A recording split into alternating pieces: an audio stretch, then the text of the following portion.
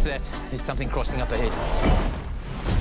Keep the girls in the car. Stay in the car, okay? Just stay in the car.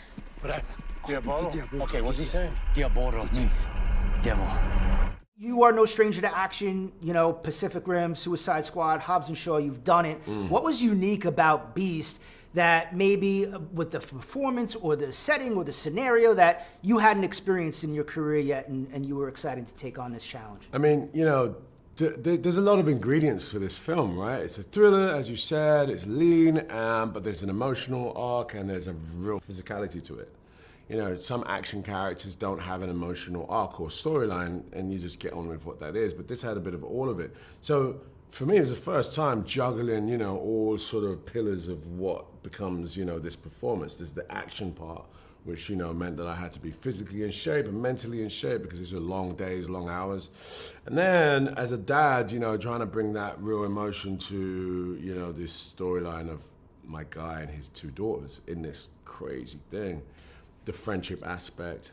And then we were in, you know, the middle of the wilderness where the environment was one of the characters. And this wasn't like, you know, oh, go to my sexy trailer. You know, we were out in tents, basically. And it was a labor of love. Yeah, you're in it. You know, Lions, they have their pride, they have their family. You know, looking at that word pride, looking at yourself and your career at this moment, you know, what are you most proud of? I guess I'm most proud of just, you know, longevity. People describe me as sort of an actor that has a lot of range. That makes me very proud because, you know, I admire actors that have a big range. I think, you know, just still being here, maybe audiences still want to see me in films, and that feels good, makes me proud. Without a doubt, they still want to see you, man. You know, I'm somebody who geeks out on like how things come together, how a scene comes together. There's a scene in the trailer in this film that you're fighting a lion. Talk to me about how you filmed that, because you're not actually fighting this giant lion. Yeah. So who are you fighting? How do you get your head into that space? Like, break down how that scene is happening. Look, you know, so it's a multiple of sort of sequences stitched together, you know what I'm saying, in terms of how we make it and how the film is actually shot. Sequence like in rehearsals where, you know, it was a guy called Owen, who's this like 6 foot tall stunt guy, you know, and he had to put on these gray pants. He didn't look cool at all, but he had this big lion head. And he and I had to wrestle and choreograph what that looks like. And we spent, you know, a lot of time just understanding the mechanics of an animal, you know, like a lion, and the size and the strength and what that would do to a human body. You know, this isn't a fight between man and lion. Let's be honest. This is a lion attacking a human being, and he's trying to defend himself. So that sequence ended up in a lot of rehearsals, and then, you know, a marriage between the animators and myself and what we're shooting and how that's gonna all happen was the first time I was really, really intricately involved in the animation of stuff, because part of me had to be animated to make this seem incredible. And then it was, you know, incredible rehearsals. Then we get to location, and then on location we shoot this thing as we rehearsed it, piecemeal. So, you know, if you watch the film, the fight is a continuous movement the whole time, and we recorded all of it, but it took like a week or two to do. Yeah, I love the way they shot those scenes. Like the POV, like it immerses you in it. It brings you in it. Yeah. You know, as we start to wrap up, you're a guy who, the rare actor who's been able to sort of do both your Marvel and your DC. I just saw you had a little cameo in the last Thor movie at the end there. If fans of yours were to say, where are we going to see Idris show up next? In a Marvel project or a DC project, what would you say to them? Should I really say that? DC. Yeah. Yep. There's something's cooking over there? Something really sexy's cooking. That's awesome. That's awesome to hear. You know, I think, and also, as you know, we're talking about these projects, a lot of people still want to see you as James Bond. Still want to see you as part of that. I hear that a lot. In fact, I hear that every day. And yeah, I remember you said, you're like, I'm too old for James. You are not too old, man, for James Bond. We'd love to see you. It's a will of the nation that this joke, the will of the nation right now. It's like, you know, if it's to happen, it's to happen because, you know what? People willed it to happen. That's how it works, you know? Yeah, is there something that you haven't done yet in your career? You know, all these big franchises, all these big blockbusters that you've been a part of. Is there still something out there that you're chasing, kind of part, kind of story? No, I mean, look, you know, Luther, right? My character Luther, I, you know, always wanted to see that film come into a film, that show turn into a film. I did that. And the goal is to take Luther into the sphere where the Bonds and the Bournes are, where it's a central character, you know. And so if I haven't done anything yet, is see that journey all the way to the top. And that's what I'm trying to do. I've never seen anything like this. Multiple attacks without eating its prey. Lions don't do that. At least no lion I've ever seen.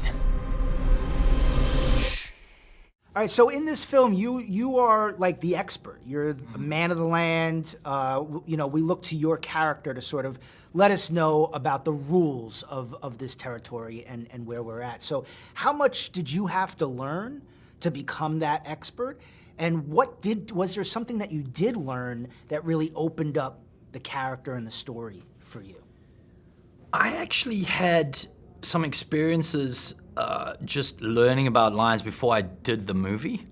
I went and spent some time with Kevin Richardson, who's the lion whisperer, they call him. He's a big guy on YouTube with lions.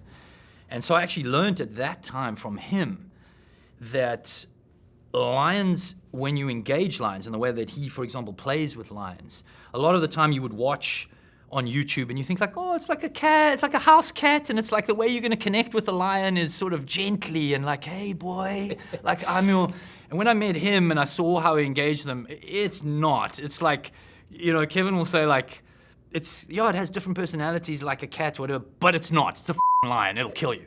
You know, it'll eat you if it senses even the slight bit of fear.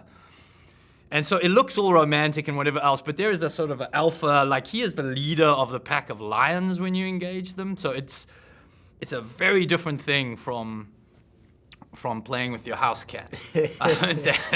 And so I knew that coming in, and that was the most important thing that I had to be able to do is how do you actually physically engage lions? Well, and you have that scene in the film where you're like hugging the lion and stuff. And I find it so fascinating when lions are like, you know, they use visual effects and because it looks so real. And that moment especially looked really real. And so how did you film that and just talk me through that? That scene blew my mind because I come from visual effects and seeing those, but seeing the finished product, my brain sort of loops on itself because because I know how terrifying they actually are in real life, lions too, unless you know how to handle them. And there's like 3 guys in the world that can probably do that. So if they'd said like, you have to come next to tame lions, I'd be like, this is no way. Because I'd already been with Kevin, I'd seen what a lion can do and what they are like. I shot with stunt guys with a stunt guy wearing like a gray leotard thing, a typical thing.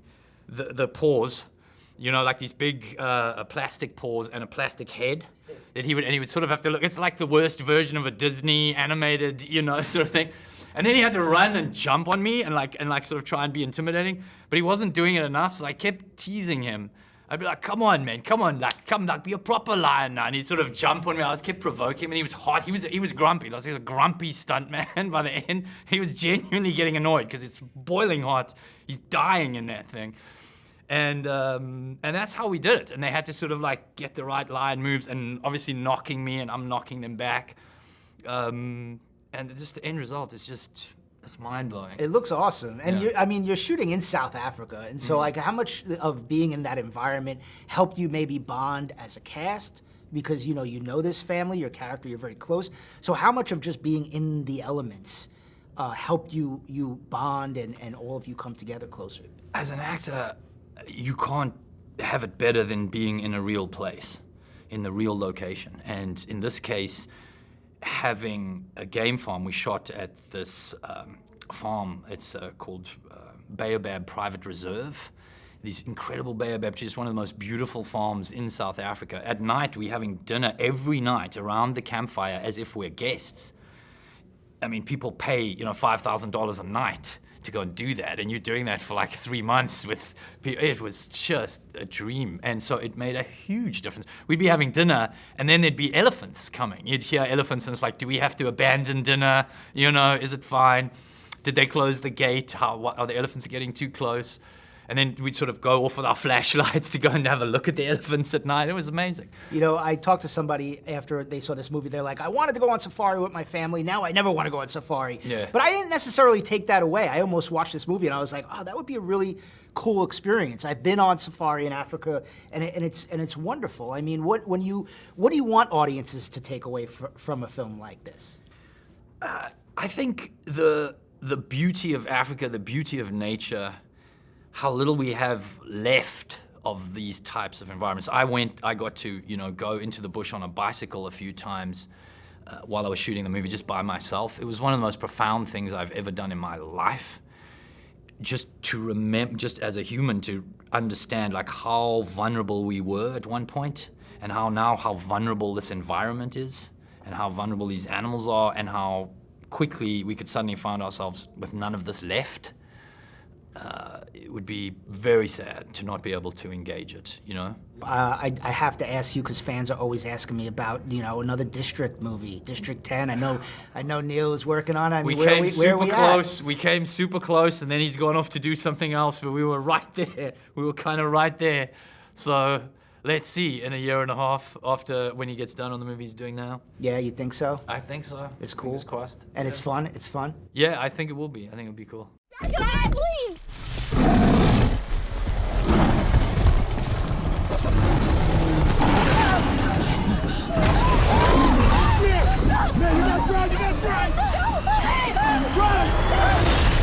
I would love to start off by just talking about South Africa and filming in South Africa. I've actually safaried in Zimbabwe, and it was one of the greatest experiences of my life. Such a memorable trip, and I can only imagine shooting on location, what that was like for the both of you. Was there a moment on set when you looked at each other, and it just it was incredible, being there, and it was surreal and inspiring, and it maybe even helped you find your characters even more? I think a lot of the times we looked at each other and just thank God we're here. We literally couldn't believe that we were really filming in South Africa. And I mean, even on some locations, we'd see the other little kids and stuff, and it just felt I don't know, it just felt surreal being out there and being able to experience such a beautiful country. It's really beautiful out there. Yes. We almost couldn't have filmed in any other place. Africa was the most amazing place that I loved filming in. It was, even though it was hot, I loved it there. It was amazing. Just seeing trees and all that stuff like that, and seeing the beautiful animals and the wildlife. Africa is the nature of wildlife, so it couldn't get any better. And you have to bond too. You have to become this family with Idris. And so what did you do together to sort of become this family that was then ultimately in peril? We hung out a lot outside of set. Even while we were filming too, we were rapping and making jokes. We had game nights. And dancing. Playing soccer. We just did so much fun stuff outside of just filming. Because the movie can be kind of emotional. So we had to make sure we bonded outside of set to just create that authentic chemistry, which we really do have. Yeah, I heard there were campfires at night. It was just really kind of cool like that. It was cool.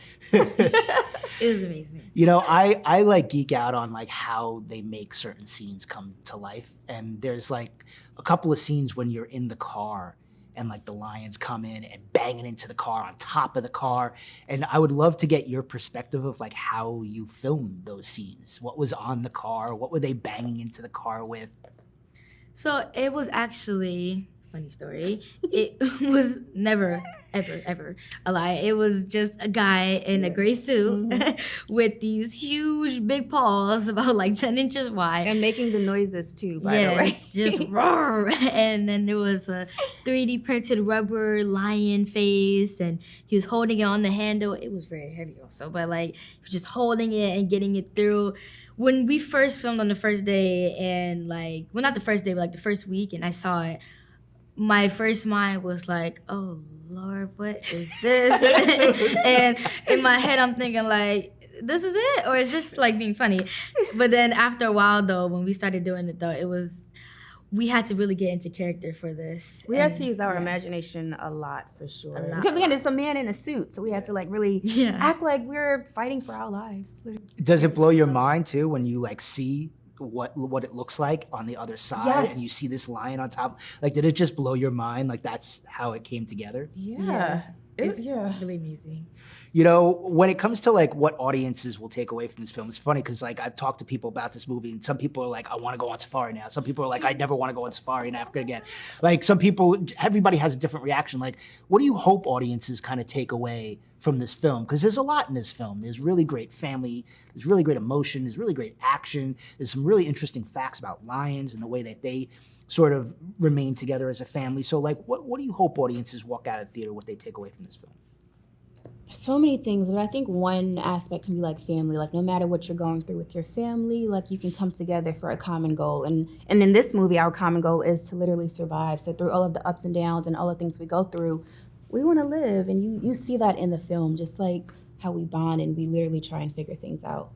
Yeah, like what she said, I want them to take away the bond that we had and how we depended on each other in this rough, dangerous time, in this one little car and things like us just being there already is already a bond. So I want them to see how much we have come together in this.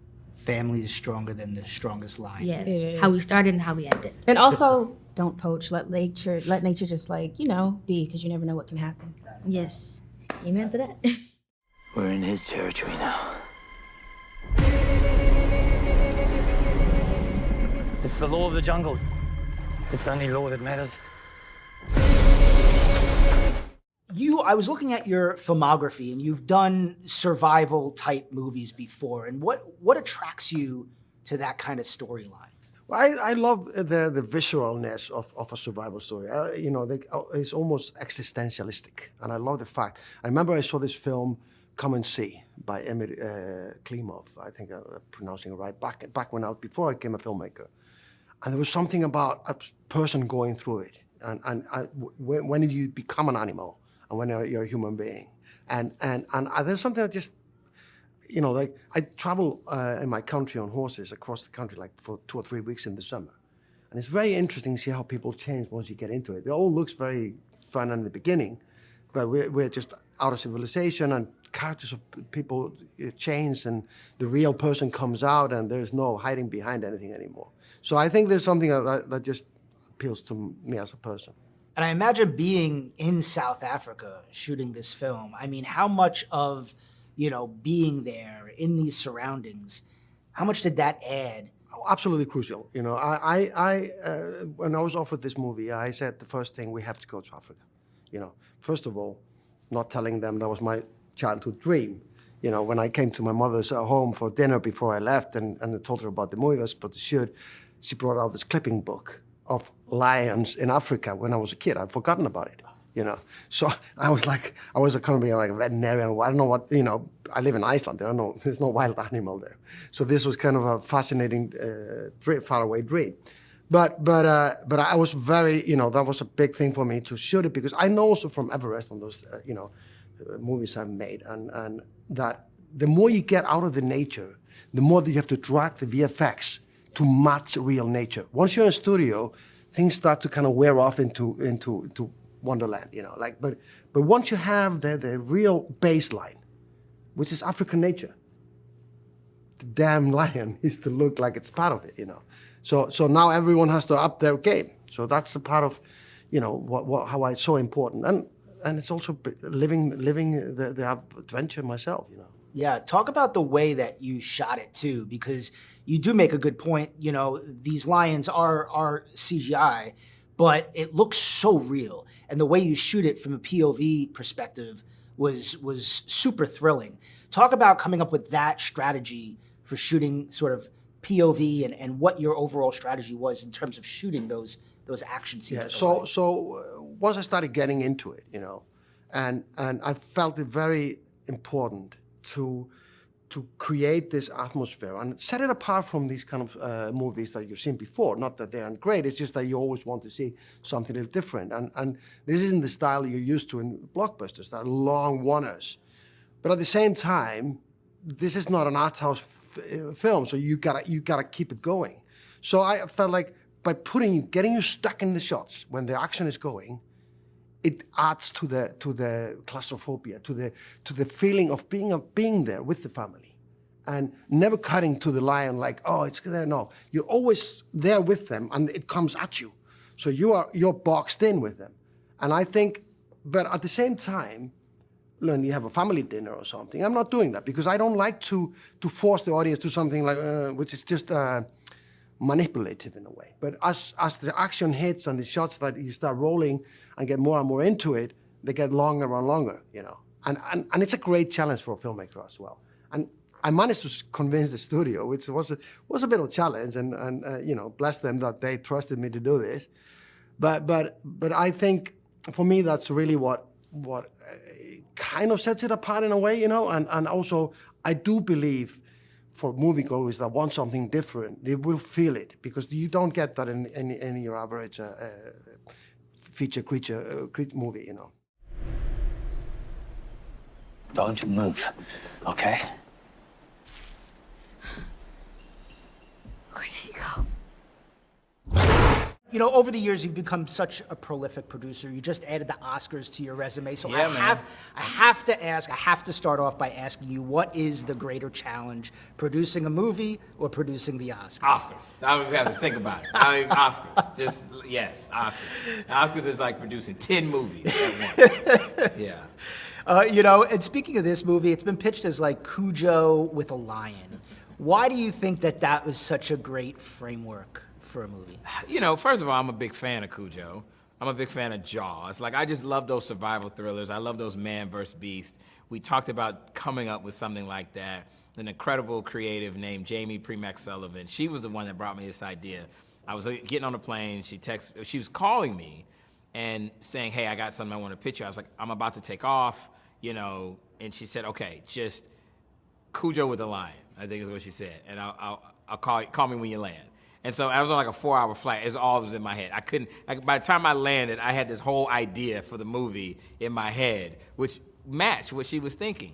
And ultimately, even though, you know, films go through a lot of development, it's kind of close to what we came up with, because we wanted to have, you know, a guy, Idris, amazing, who's better, in this situation with real stakes, with, you know, a strained relationship with his daughters, and now you drop him in the middle of an actual crisis where it's all about self-preservation. I just think those movies are fun.